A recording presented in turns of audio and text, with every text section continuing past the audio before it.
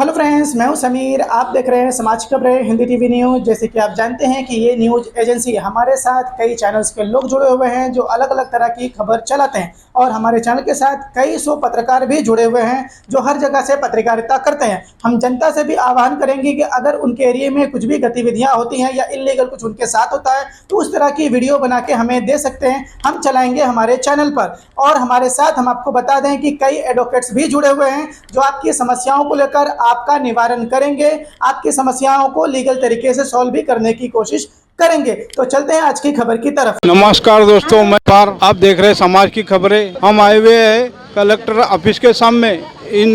ये महिला मंडल से हम बातचीत करते हैं। अंगणवाडी बालवाडी कर्मचारी युनियनच्या कर्मचाऱ्यांची हीच मागणी आहे की बरेच दिवसापासून युनियनची मागणी आहे की अंगणवाडी सेविकांना पेन्शन देण्यात यावं, आणि कारण अंगणवाडी सेविका ह्या 65 वर्षापर्यंत काम करतात आणि 65 वर्षानंतर जेव्हा रिटायर होतात तेव्हा त्यांना गव्हर्नमेंट फक्त फक्त 1 लाख रुपये देते। तुम्हाला माहिती आहे की 1 लाख रुपये किती दिवस खाणार आहे अंगणवाडी सेविका? त्यांचा आजार आहे, हे किती कामं असतात, म्हातारपणामध्ये आजाराला जास्त पैसा लागतो आणि पोटासाठी काय तर काहीच नाही, म्हणून पेन्शनची मागणी केलेली आहे। तर शासन किती दिवसापासून अंगणवाडी सेविकांना देतो म्हणत आहे, परंतु आजपर्यंत ते लागू केलेलं नाही। सुप्रीम कोर्टाचा निर्णय आहे की अंगणवाडी सेविकांना ग्रॅज्युएटी लागू करावी। गोवा हायकोर्टाने निर्णय दिलेला आहे पेन्शनचा सुद्धा, परंतु आपल्या राज्य सरकारने तो मान्य केला नाही आणि आजपर्यंत अंगणवाडी सेविकांना पेन्शन ग्रॅज्युएटी दिली नाही। अंगणवाडी सेविकांना पेन्शन ग्रॅज्युएटी ही किती महत्त्वाची आहे हे आपल्या सर्वांना माहिती आहे, कारण 65 वर्षापर्यंत क्षमता नसते अंगणवाडी सेविकेची की कुठेतरी काम करावं आणि पोटाला लागणारा पैसा तिनं कुठून मिळवायचा, म्हणून अंगणवाडी सेविकेला पेन्शन लागू करणं आवश्यक आहे। म्हणून आमचा हा आजचा मोर्चा आम्ही आयोजित केला आहे कलेक्टरमार्फत आणि जिल्हा परिषदमार्फत शिओ मार्फत शासनाला सांगावं की यांना हा पेन्शन आणि ग्रॅज्युएटी लागू करावी। त्या पेन्शन आणि ग्रॅज्युएटी त्याचबरोबर अंगणवाडी सेविकांना आजारपणाच्या रजासुद्धा नाहीत। अंगणवाडी सेविका रात्रंदिवस अंगणवाडीतल्या मुलांसाठी रात्रंदिवस तळमळ करत असते, त्यांना मार्गदर्शन, त्यांच्या पालकांना मार्गदर्शन करत असते की लाभार्थी म्हणजे अंगणवाडीत येणारे जे मुलं आहेत ते आजारी पडू नये। ते सतत त्या अंगणवाडीच्या मुलांसाठी धडपडत असणारी अंगणवाडी सेविका मात्र हिला आजारपणाची रजा नाही। मग अंगणवाडी सेविका आणि मदतनीस दोघींना सुद्धा आजारपणाची रजा नाही। अंगणवाडी सेविका ही माणूस नाही का? ती आजारी पडणार नाही का? हे सरकारला समजायला पाहिजे। सरकारला हे समजायला पाहिजे की काम करत असताना अंगणवाडी सेविका आजारी पडत नाही का? अशी ही वयोमानानुसार ती आजारी पडणार नाही का? मग तिला आजारपणाच्या रजा द्यावा। त्यासुद्धा अंगणवाडी सेविकेला आजपर्यंत शासनाने लागू केलेल्या नाही। अंगणवाडी सेविकांना शासन अगदी दुजाभाव करत आहे। जे गव्हर्नमेंटची कुठली योजना असो, कुठली योजना आली म्हणजे अंगणवाडी सेविकेला काम, कुठली योजना आली म्हणजे अंगणवाडी सेविकेला काम, परंतु तिचे जे हक्क आहेत, न्याय हक्कासाठी ती एवढी भांडत आहे, नेहमी युनियन संघर्ष करत आहे, परंतु अंगणवाडी सेविकाच्या पदरात मात्र काहीही पडत नाही। निर्लज्ज शासनाने आजपर्यंत अंगणवाडी सेविकेला काही दिलं नाही।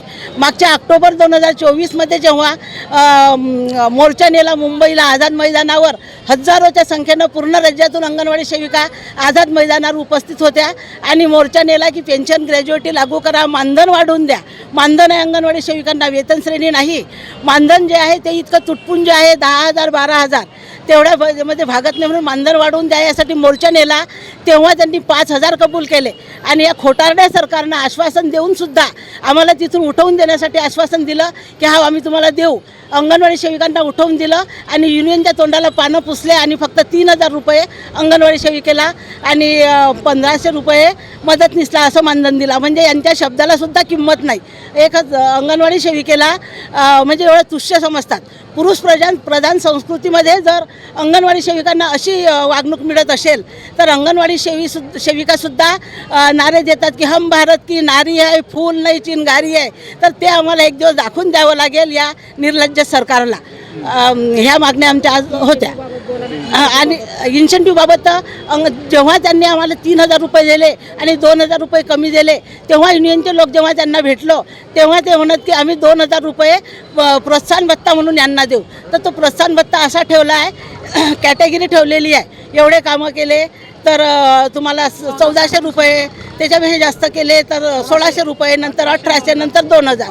त्याच्यामध्ये मोबाईल दिलेले आहे, ते एवढे कनिष्ठ दर्जाचे दिलेले आहे की खूप आजही बंद पडले. आजही बंद पडलेले आहे. त्याच्यामध्ये अंगणवाडी उघडण्यापासून तर अंगणवाडी बंद करण्यापर्यंत त्यात फोटो काढावे लागते आणि शासनाला पाठवावं लागते. ते कधी त्यात फोटो निघत नाही. असे कनिष्ठ दर्जाचे मोबाईल दिलेले आहे आणि त्यावर ते काम होत नाही. त्याच्यामुळे जे इन्सेंटिव्ह प्रोत्साहन भत्ता यांना मिळत नाही.